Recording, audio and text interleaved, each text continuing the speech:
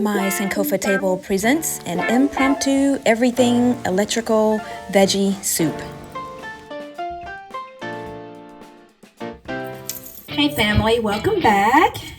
Thanks for tuning in. I'm coming to you today with a recipe, but not necessarily a tutorial.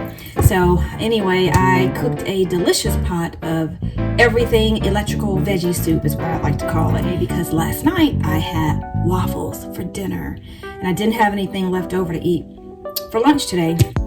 So I got in the kitchen and I said, okay, what is it gonna be? So I had some butternut squash that I needed to get rid of. So I started with that. I put a little oil in the pan or in the pot and put the butternut squash in there, kind of sauteed it a little bit, let it brown a little bit with some seasoning. And then to that, I added some onions and peppers. Okay, and to that I added some mushrooms that I had a handful of, needed to kind of cook them before they go bad. And then I started adding other stuff and I'm like, what is it gonna be? So I would just go down the list of everything I ended up adding from that point on, and seasoning and water and a little bit of vegetable broth, and voila, I have this delicious everything electrical veggie soup. So again, I started with the butternut squash, and then I added the onions, the peppers. I had a little bit of celery, so I added just a little bit of that because I didn't want to throw it out and I needed to get rid of it. Mushrooms, zucchini, yellow squash, black lentils, red quinoa, red lentil pasta, okra, chickpeas, a little bit of tomatoes, and kale. A bay leaf, and that's it. A little bit of water, and as I said, I had some veggie stock. So that's all I added, family. Let that kind of come up to a boil, then turn it down to simmer. I tasted it along the way as I usually do. Some of the seasonings I used was, I think it was sea salt. I had some fresh parsley. I used, oh gosh, some onion powder, a little bit of cayenne pepper, basil,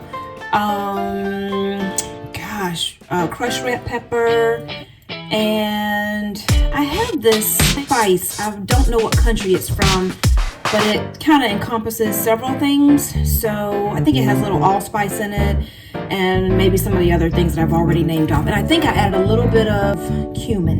Yes.